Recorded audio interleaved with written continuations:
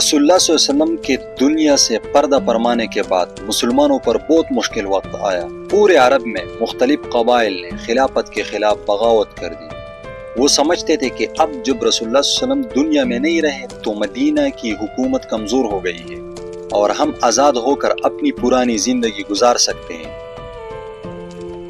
لیکن خلیفہ حضرت ابوبکر صدیق رضی اللہ عنہ وہ شخصیت تھے جنہیں اللہ تعالیٰ نے خاص طور پر اسی مقصد کے لیے منتخب فرمایا تھا۔ انہوں نے نہایت حکمت، صبر اور ہمت کے ساتھ تمام بغاوتوں کا مقابلہ کیا۔ ان کے سب سے بڑے مددگار اللہ کی تلوار حضرت خالد بن ولید رضی اللہ عنہ تھے، جو میدانی جنگ میں اپنی بہادری کی وجہ سے دشمن کے دلوں پر خوف طاری کر دیتے تھے۔ کچھ ہی مہینوں میں وہ تمام بغاوتیں ختم ہو گئی اور پورا عرب ایک بار پھر مدینہ کی خلافت کے جھنڈے تلے متحد ہو گیا۔ لیکن اصل کہانی یہی سے شروع ہوتی ہے۔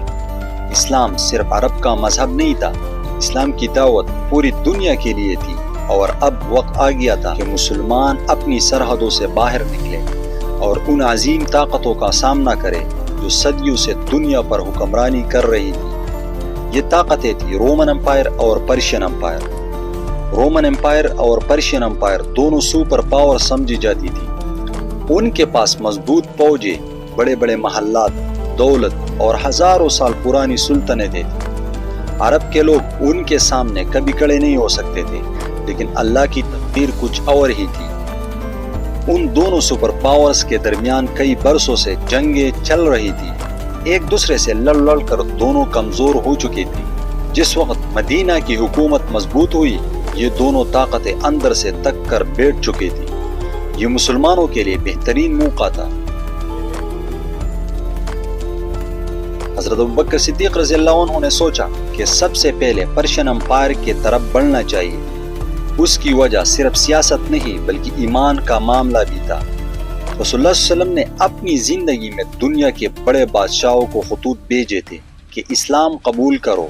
انہی میں سے ایک خط پرشین امپائر کے بادشاہ خسرو پرویز کے پاس بھیجا گیا، لیکن اس نے تکبر میں آ کر اس خط کو پال ڈالا۔ یہ حرکت اتنی بڑی گستاخی تھی کہ مسلمانوں اور پرشین امپائر کے درمیان کوڑ وار شروع ہو گئی تھی۔ خسرو پرویز کو بعد میں اس کے اپنے بیٹے نے قتل کر دیا۔ پھر کبھی جرنیل نے اقتدار سنبھالا، کبھی عورت کو ملکہ بنایا گیا، کبھی کوئی اور بادشاہ بن بیٹھا۔ تھوڑے ہی عرصے میں پرشین امپائر کے 10 بادشاہ بدل گئے۔ یہی حال کسی بھی ملک کو کمزور کر دیتا ہے۔ حضرت ابوبکر صدیق رضی اللہ عنہ نے 2 بڑے فیصلے کیے۔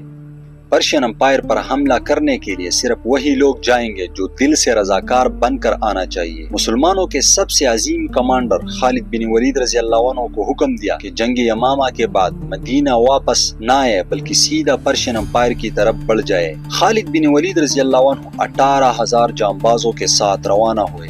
یہ وہ لوگ تھے جو دنیاوی فائدے کے لیے نہیں بلکہ اللہ کی رضا کے لیے لڑ رہے تھے۔ سب سے پہلے وہ آج کے کویت کے علاقے میں پہنچے۔ وہاں کے گورنر نے پرشین امپائر کے بادشاہ سے مدد مانگی، لیکن بادشاہ نے غرور میں کہا، عرب ہماری عظیم سلطنت سے لڑنے کی ہمت ہی نہیں رکھتے۔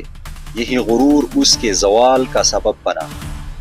خالد بن ولید رضی اللہ عنہ نے گورنر کو خط بھیجا، اسلام قبول کر لو یا جزیہ دینے پر راضی ہو جاؤ، ورنہ یاد رکھو ہم ایسے لوگوں کو لے کر آ رہے ہیں جنہیں شہادت موت سے زیادہ عزیز ہے، جیسے تمہیں اپنی زندگی پیاری ہے۔ پرشین امپائر والوں نے بات نہیں مانی۔ خالد بن ولید رضی اللہ عنہ نے اپنی چالاکی اور حکمت سے ان کی فوج کو بار بار سفر میں الجھایا۔ وہ بار بار ایک شہر سے دوسرے شہر دوڑتے رہے، بالکل تک گئے، اور جب وہ نڈال ہو گئے مسلمان تازہ دم ہو کر ان پر ٹوٹ پڑے۔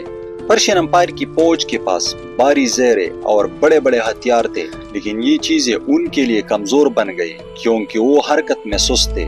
دوسری طرف مسلمان ہلکے ہتھیاروں کے ساتھ تیز رفتار تھے۔ خالد رضی اللہ عنہ کو یہی چیز اپنی فائدے کے لیے استعمال کرنی آتی تھی۔ پہلی ہی جنگ میں پرشین امپائر کا ایک بڑا جرنیل آگے بڑھا اور خالد رضی اللہ عنہ کو للکارا۔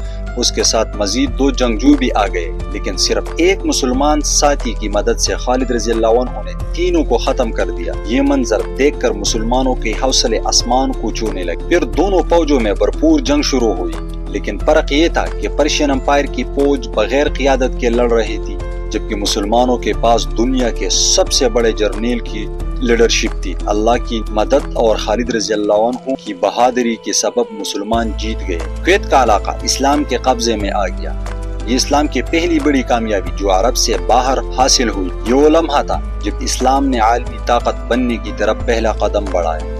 آج دنیا میں 2 ارب سے زیادہ مسلمان ہیں اور کہا جاتا ہے کہ دنیا میں ایسا ایک لمحہ بھی نہیں گزرتا جب کہیں نہ کہیں اذان نہ دی جا رہی ہو۔ یہ سب انہی قربانیوں اور انہی فتوحات کی بنیاد پر ممکن ہوا۔ سبسکرائب